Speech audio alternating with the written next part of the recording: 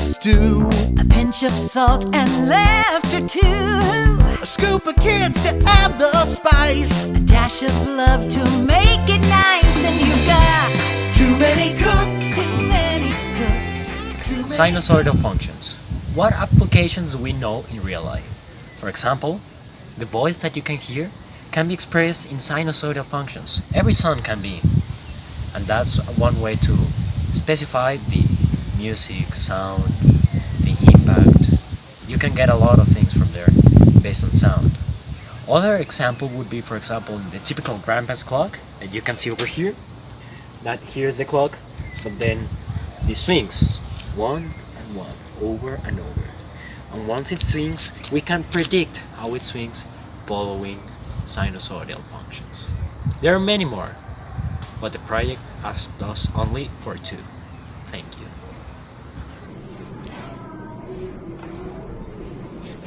Hey guys, I'm Mr. Sine. I'm going to explain you the law of sines.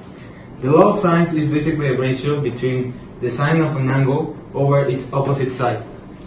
And that's equal to the sine of any other angle over its opposite side. So for example, the cases where you can use this law is when you have a side, and an angle. With this I mean you have 2 sides like C and B, and you have an opposite angle to that side, for example B or C.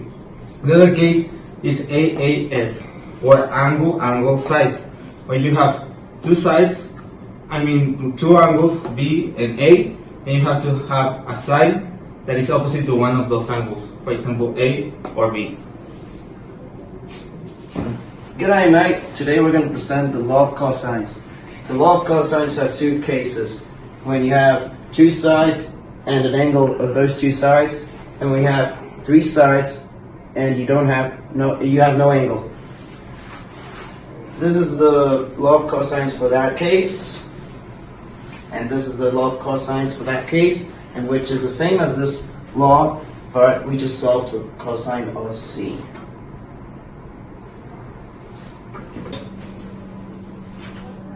Hey, I'm Mr. Inverse. Oh, wait.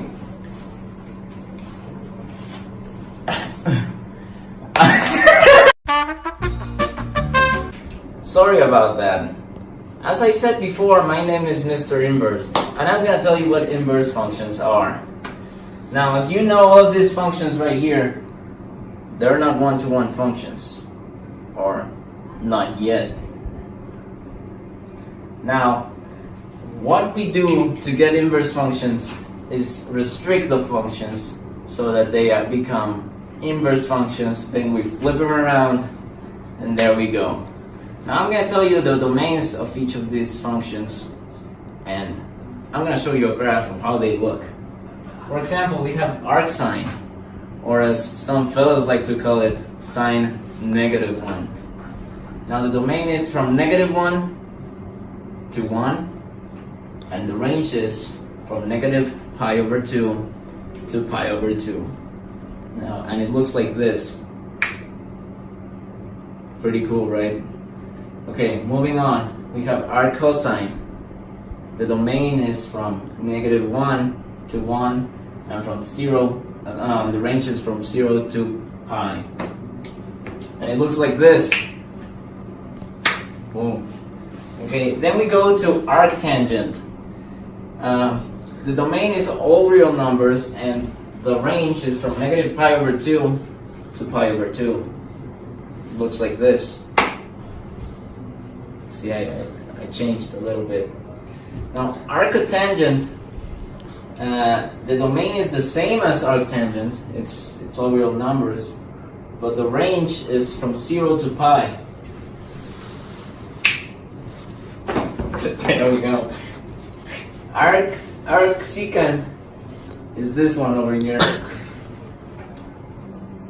As I was saying, arcsecant, the domain is from -∞ to -1, union 1 to infinity.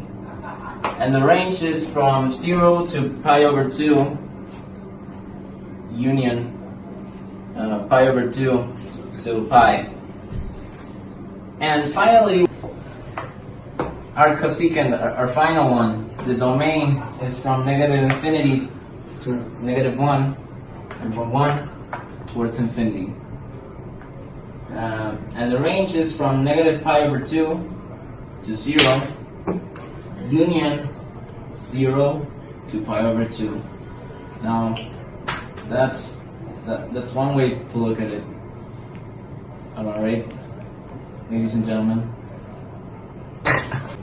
Is it me or is it getting hot in here?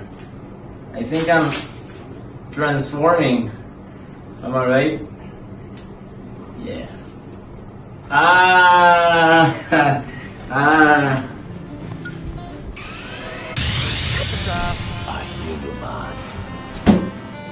So, I am Mr. Transformation, and I'm going to explain you transformations. So, for explaining, we're going to use the sine function, because I don't know how to use the other functions. We're going to say sen. For example, here, the sine function, you already know how the sine function is. And which element does it represent? What is k, what is b, what is c, and what is a? A is the amplitude. That is the distance from the highest or the lowest point to the equilibrium axis. But it is always an absolute value because it's a distance. What is k? K is a way to get the period. Basically, the period of a sine function is 2 pi over k. So if you know the period of the function, you just simplify and get k. And k is multiplying all this, x minus b. What is b? b is the shift, how it moves to the right or to the left. And c is how it moves up or down. It's the same from all the other functions, but with, for example, tangent and cotangent, the period, it's only pi over k. Hi, I'm Ernesto, and I'm going to present a simple harmonic motion is just a type of motion found in physics, which just presents the sinusoidal curve in real life. That's it? That's Who the hell do it. you think you are? I'm Ernesto. Man, you forgot samples! I'm sorry. Okay, some examples are a child swinging in a swing back and forth, or a grandpa clock which oscillates at the exact second.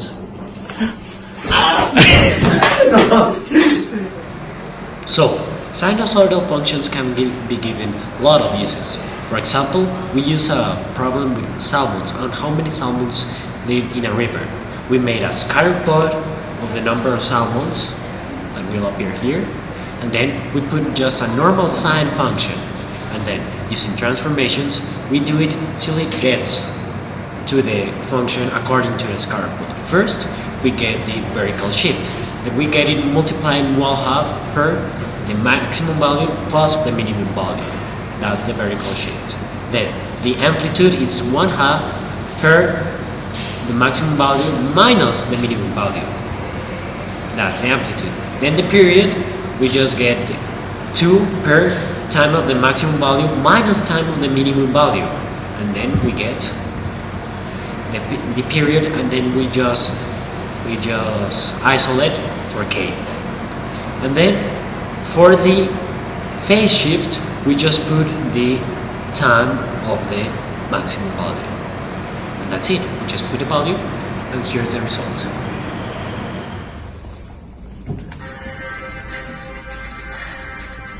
Those were the good days. I sense a disturbance in the force.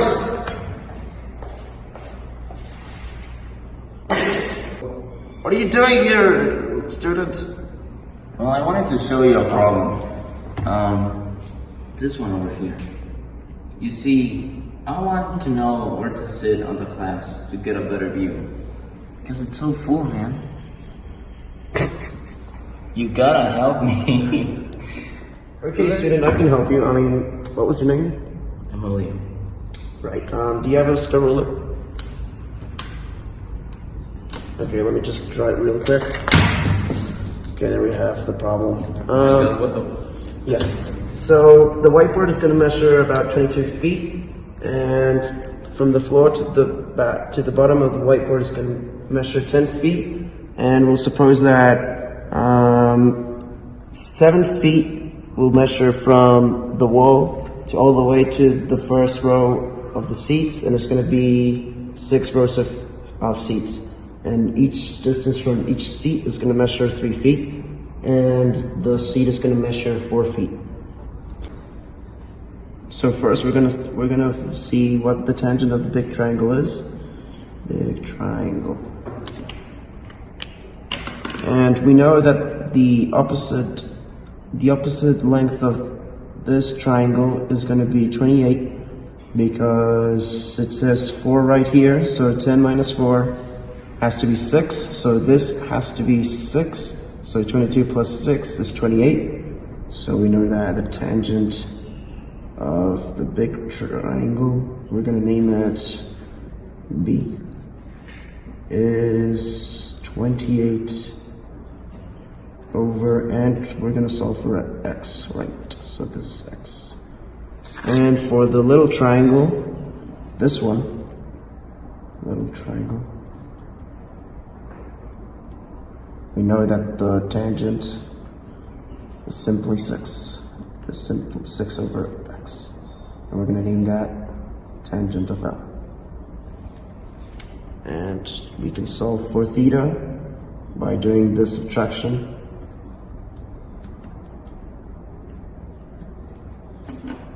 And that's all. Just like that. And yeah. Hey, wasn't it inverse tangent? I don't think so. I think you're wrong. Okay.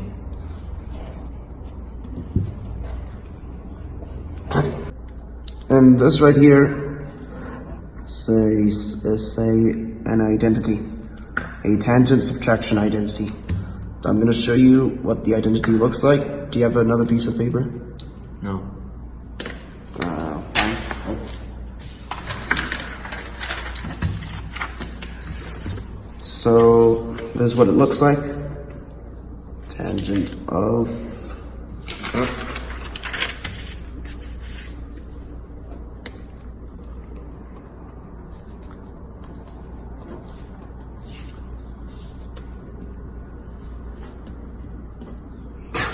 the theta is this.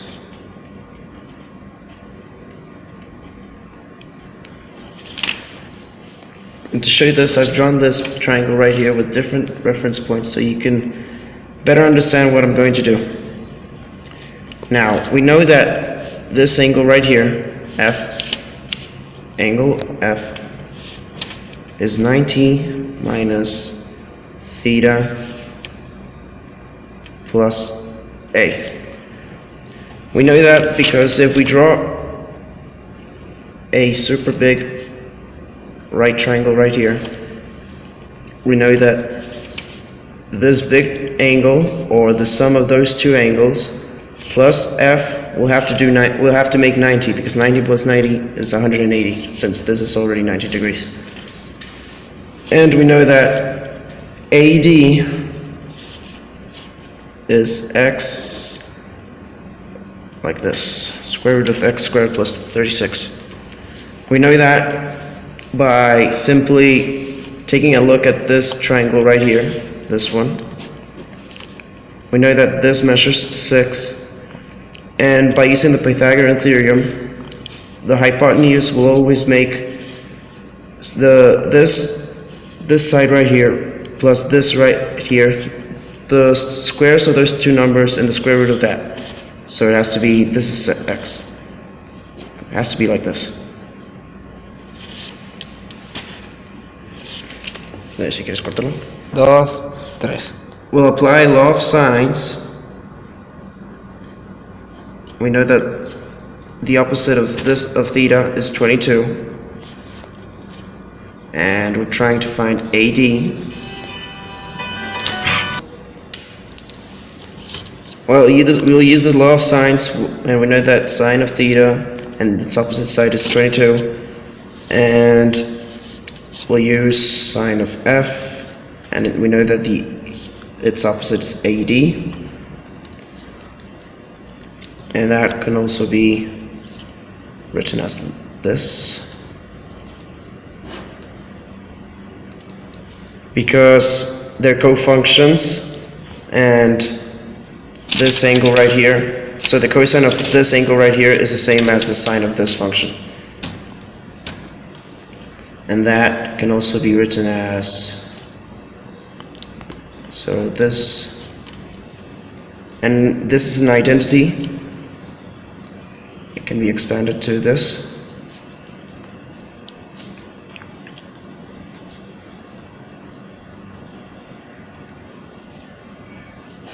And we just substitute AD to that. And cosine of A, if you can see right here, is just cosine of A is x over this. So we can just plug in.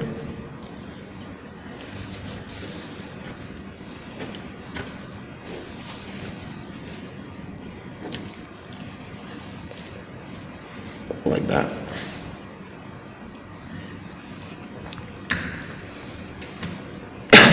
And sine of A is 6, like that, using this triangle as reference.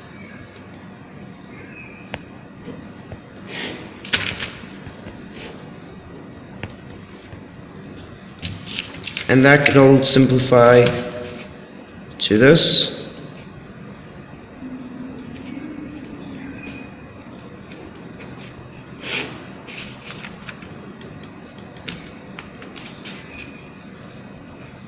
Which can also be written as this.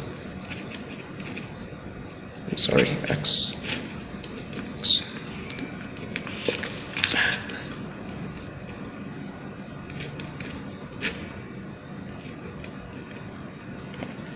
So you remember this equation was equal to sine of theta over 22, or the law of sines. So this, we can rewrite this as, we can pass this term all the way over that, and this term all the way over here. So we can then factor out the like terms, like this.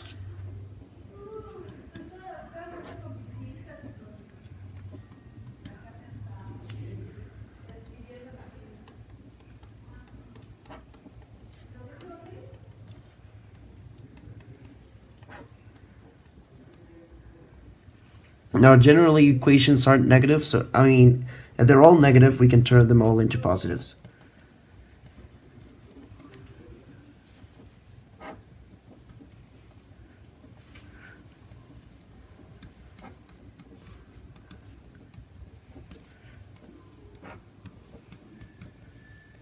After this, we can factor out the sine theta of this sum.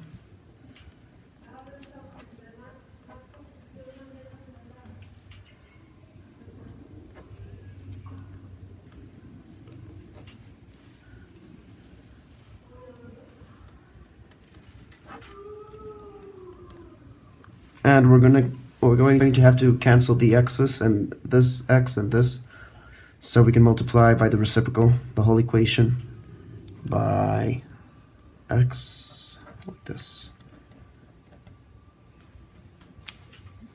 And once this multiplies by this, they're going to cancel out, and when this cancels like this, multiplies like this,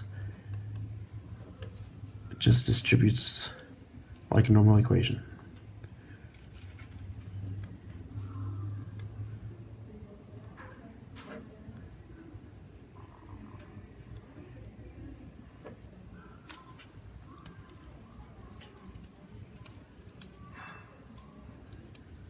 This and this cancels out, so it goes like this.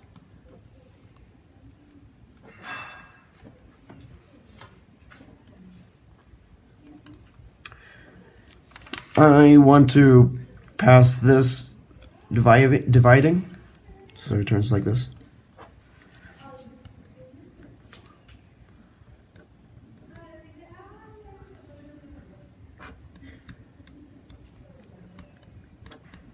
Now we can't add these together because they don't have the same denominator. So we're gonna make them have the same denominator. I'm gonna multiply 6 times 22, which is 132.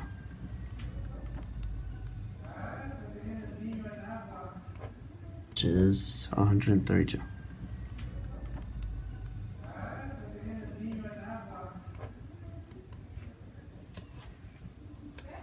And this can turn into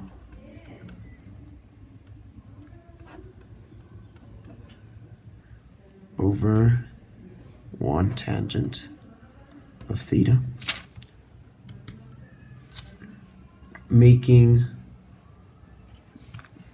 this true.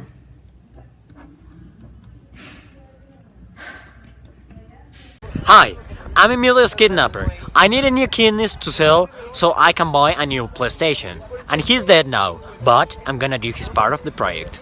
As he was saying, the best row according to Desmos graph to see it would be the third row, with an approximate angle of 40 degrees. 40 degrees, but not Celsius, 40 degrees. Just like that. Do you have any questions? Yeah, that's pretty cool. But what if I wanted to go to the movie theater? And you know it's inclined, so how would that change, Mr. Professor? I can show you. Why don't you come back here? Let me show you. Okay.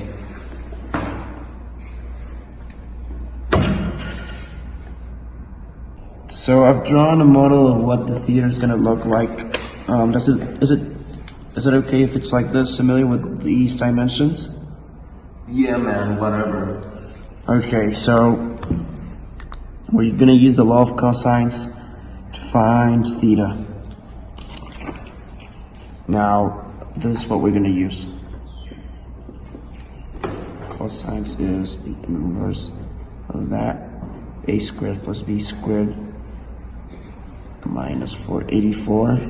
This is the opposite side of this side, this whole side, which measures around 22. So 22 squared is 484. All that over 2ab. And now to find a squared and b squared, we have to split this whole triangle in half. So we have two right triangles. And we know that this distance from C all the way to this is going to be something like this. We're going to name this variable y. So we know that cos of 25 is y over x. And we just solved for y. So this distance is going to be x cosine of 25. So we know that this whole distance plus 7 is the same as this because it's parallel. So it's going to be like this. And now we're going to solve for this distance from G to F. Now G to F, we know that the distance from G to D minus F to D will give us GF. And we know that the distance GD is equal to 32. Earlier, AC is the same as FD, and we have GD, which is 32. So we just substitute our equation. It's 32 minus x of that plus 4. And we can simplify this. All this becomes minus, so 32 minus x sine of 25 minus 4. We combine like terms and it becomes 28 minus x sine of 25. And we know that GF and AF form a right triangle. And using the Pythagorean theorem, we know that GF squared plus AF squared is equal to A squared. And we have every element to solve for A squared. So we have A squared. We know that AF is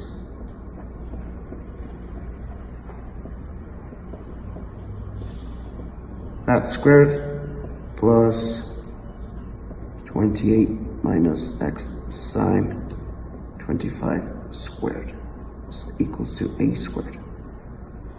So we can put it all the way right over here.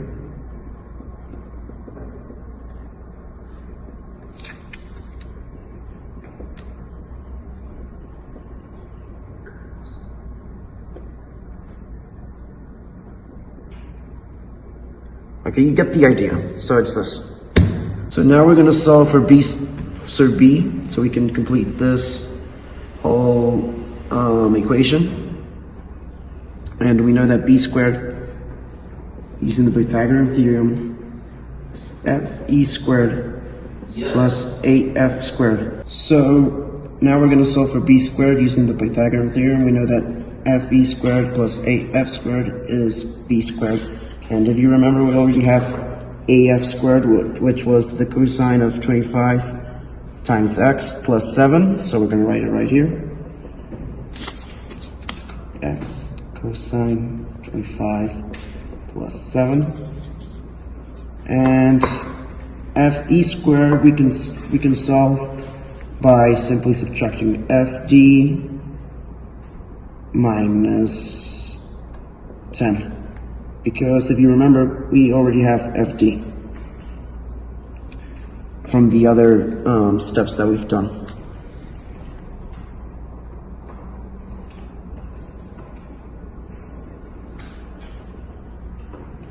Yes.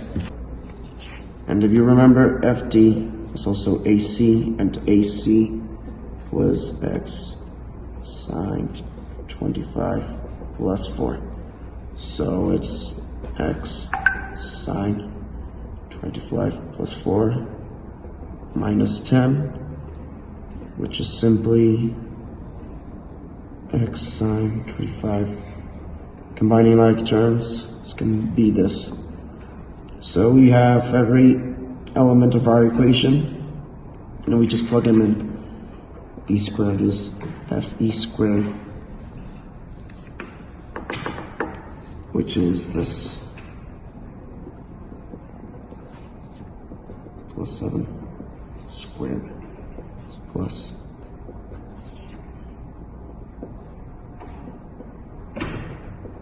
squared. That's it. Oh yeah, that's pretty cool. Let's see what Desmos has to say. Am I right, guys? Time to do this.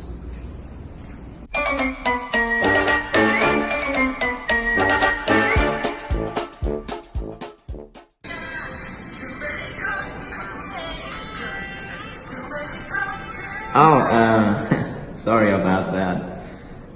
According to my data, We can see here in Desmos, we can calculate with the formulas given and already prove that the best place to sit would be the second row, and the angle in degrees, not Celsius or Fahrenheit, would be of 49.7 degrees approximately. That would be the best place to sit, and that would be the best view. If you sit before or after that, the view would go down. Hi. The things that I learned in this project. I learned, for example, how to apply things to learn in math in real life situations. For example, where to sit at the cinema. Now I can use really complicated trigonometric equations to solve where to sit on a movie that I even don't want to watch. Or for example, I can use it in class, and I can use it in a lot of different situations. If one day I wake up and say, oh, I want to know how many salmons there are in a river and how much it's gonna change, I can apply it. But it's very interesting because it gives me the tools to learn new things that apparently don't have anything to do. For example, music. For example, we could talk about clocks, or even if I want to study engineers, it was a really good basis. But to apply what learned in class is to really learn about it. I'd have never assumed that I'd use trigonometry for other things than word problems when I was first introduced to these types of problems. I'm glad that I know this information that will definitely help me see math in a different way, in the way that I will try to connect things that I've learned to problems where it may seem that they have no existing connection to the past things I've learned. As a conclusion, I like to say that the trigonometric functions have many applications to solve real-life problems, and to know with more exactitude how will certain problems and or set of data will behave or transform. Trigonometric is very useful to solve lots of different problems on a creative and easier way. This project was really fun to do considering our problem was about salmon. And this project shows how nature can be directly linked to nature and living things. I was amazed at how useful, or should I say functional, these functions were. This really opened up my mind to apply more math into my life. And as always, thanks for watching.